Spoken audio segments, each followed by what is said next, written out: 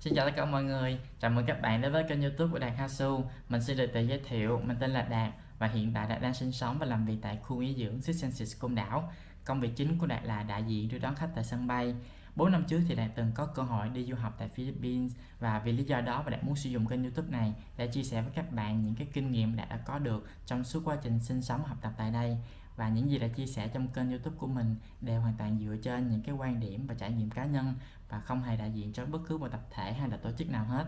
Đạt rất mong rằng kênh YouTube này có thể mang lại cho các bạn những cái thông tin bổ ích về đất nước Philippines, đặc biệt là đối với lại những bạn đang có ý định đi du học hoặc làm việc tại đất nước xinh đẹp này. Và không để các bạn đợi chờ lâu nữa, let's go! Thường thì có thể các bạn hay nghe mọi người nói về cái việc đi du học tại những cái nước tiên tiến như là Mỹ, Canada, Úc, hoặc là nếu mà ở châu Á thì có thể là Singapore.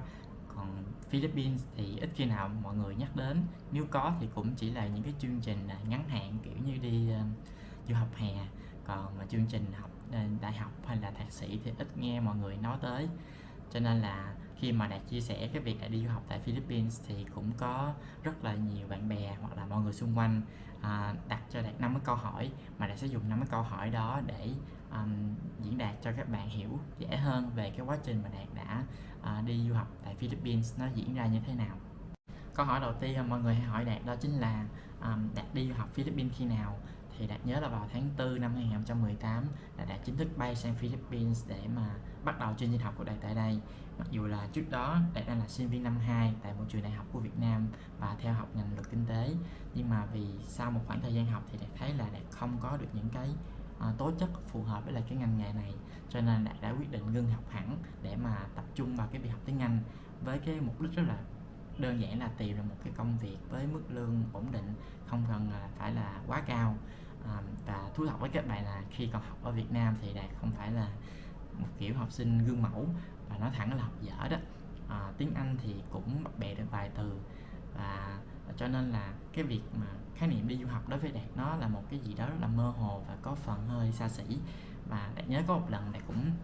thử suy nghĩ là không biết là sau này khi mà mình đi du học ở nước ngoài thì mình có thể sử dụng tiếng Việt để mà mình học hay không. Và cũng vì là chưa có cái sự suy nghĩ nghiêm túc về việc đi du học tại đây, cho nên là Đạt không có kịp thời gian để mà học IELTS để mà thi và xin được học bổng, và mọi chi phí đại học đều là phải tự túc hết. Câu hỏi thứ hai mà mọi người hỏi Đạt đó chính là khi Đạt đi du học tại Philippines thì Đạt đã theo học tại trường đại học nào. Thì khi bay đến Philippines, Đạt theo học ngành là sư phạm tiếng Anh tại trường đại học Polytechnic University ở Philippines. Thì nơi đây được coi như là trường đại học công lập với cái số lượng sinh viên đông nhất tại Philippines, với hơn 70.000 học viên, và trường có nhiều chi nhánh nằm trải dài trên khắp cả nước. Và cái trụ sở chính nơi mà Đạt học là tọa lạc tại đường Anonas số 1016 và trên quận Stanton Mesa thuộc thủ đô Manila. Và trên thực tế thì Đạt không biết những cái chi nhánh khác của trường nó như thế nào, nhưng mà ở cái nơi Đạt học thì cái số lượng học viên quốc tế rất là ít, và nếu tính về người Việt Nam thôi thì chỉ có đúng 2 người Việt Nam, cho nên là lúc Đạt học bên đó thì cũng thấy hơi đặc biệt chút xíu. Câu hỏi thứ ba đó chính là khi Đạt đi du học tại Philippines thì Đạt có đi chung với ai hay không. Thì câu trả lời là có. Hồi nãy Đạt có nói là nguyên cái trường mà nơi Đạt học chỉ có đúng 2 người Việt Nam, thì Đạt là một trong số đó. Còn cái người thứ hai chính là em ruột của cô dạy thêm tiếng Anh của Đạt. Chỗ này nó hơi rối chút xíu, mọi người nghe kỹ. Thì em đó tên là Bằng, ở nhà có tên là Bi, còn cô dạy thêm tiếng Anh của Đạt tên là Liên. Cái cơ duyên như thế nào mà Đạt gặp được cô Liên với lại em Bằng thì mình phải quay lại năm 2017, lúc mà sau khi Đạt quyết định sẽ không học đại học nữa tại trường Việt Nam thì Đạt mới loay hoay là không biết nên đi học thêm ở đâu. Thì lúc đó có nhỏ em họ của Đạt nó đang học thêm với lại cô Liên, thì nó hỏi Đạt thử coi là Đạt có muốn học chung với nó không, để cho hai đứa đi học chung với nhau cho nó tiện. Thì đó Đạt thấy ok cũng được, nên là quyết định đi học chung với nó. Thời điểm đó thì em Bằng cũng đang học tại một trường đại học tại Việt Nam, nhưng mà cô Liên của Đạt thấy là cái mức học phí khá là cao, nhưng mà cái cơ hội để mà thực hành nói bằng tiếng Anh thì nó cũng không có được nhiều, cho nên là cô Liên cũng quyết định cho em Bằng nghỉ. Và ngay lúc đó thì cô Liên có quen với là một thầy người Philippines đang dạy học tại Việt Nam. Thì thầy đó cũng tốt nghiệp tại trường PUP, cho nên là thầy mới giới thiệu cho cô Liên để cho Đạt và em Bằng hai đứa học chung với nhau tại đây. Thì ngay cái lúc đầu mà Đạt quyết định là sẽ đi du học á, Đạt cũng thấy hơi sợ chút xíu, tại vì Đạt rất là ngu đường và sợ bị lạc, cho nên là cũng may là có em bị đi chung thì đôi lúc cũng hai đứa cũng hay bị lạc lắm, nhưng mà có người lạc chung cũng sẽ vui hơn. Câu hỏi thứ tư đó chính là Đạt đã hoàn thành việc học của Đạt tại Philippines khi nào? Thì năm ngoái, cụ thể là ngày 12 tháng 11 năm 2022 thì Đạt đã chính thức tốt nghiệp tại trường đại học PUP. Và thành thật với các bạn là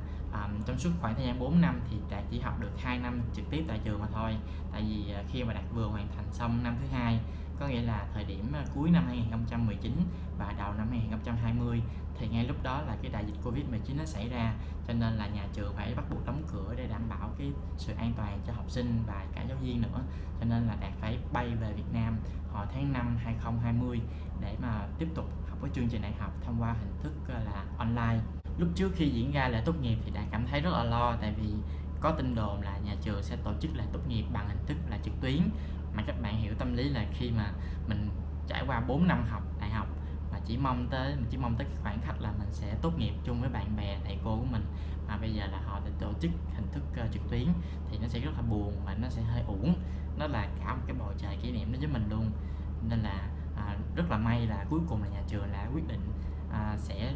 tổ chức cái lễ tốt nghiệp đó bằng hình thức là trực tiếp, cho nên là Đạt mới có cơ hội bay sang Philippines để gặp gỡ thầy cô, bạn bè và những cái người đã giúp đỡ Đạt trong suốt cái khoảng thời gian mà Đạt đi du học tại Philippines.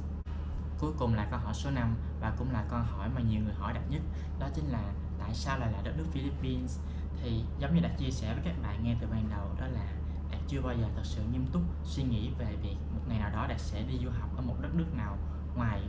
Việt Nam, cho nên là cái mục đích lớn nhất khi mà Đạt đặt chân đến đất nước Philippines đó chính là Đạt mong muốn có được một cái môi trường để có thể sử dụng tiếng Anh một cách hoàn toàn và 100%, thậm chí là cái việc mà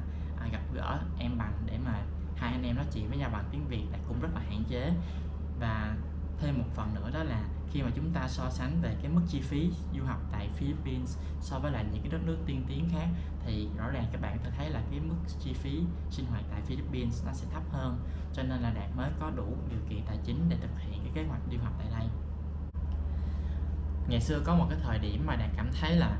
cái việc học đại học thật sự nó không là cần thiết, nhưng mà tới khi Đạt đặt chân đến sang Philippines thì Đạt mới nhận ra là cái việc học đại học của Đạt thật sự nó rất là quan trọng, và dù gì thì cái việc đầu tư cho việc học thì không bao giờ là dư thừa hết. Và đôi khi Đạt suy nghĩ lại thì Đạt cảm thấy rất là may mắn vì cái thời điểm đó đã quyết định đi du học tại Philippines, vì sau khi đi học xong ở đó thì Đạt cảm thấy là cuộc sống của Đạt dường như nó bước vào một cái trang mới và Đạt có được nhiều thứ hơn là Đạt mong đợi thời điểm ban đầu. Vậy là Đạt vừa chia sẻ xong với các bạn một vài thông tin về việc đi du học của Đạt tại Philippines. Rất cảm ơn các bạn đã lắng nghe, và nếu các bạn có bất cứ thắc mắc hoặc câu hỏi nào, các bạn có thể để bên dưới phần bình luận để Đạt có thể giúp các bạn giải đáp. Và vì đây là video đầu tiên cho nên là nó chưa thật sự tốt, Đạt rất mong là sẽ nhận được sự đóng góp ý kiến từ các bạn để kênh YouTube của Đạt ngày một hoàn thiện hơn. Và hẹn gặp lại các bạn trong những video tiếp theo. Bye bye.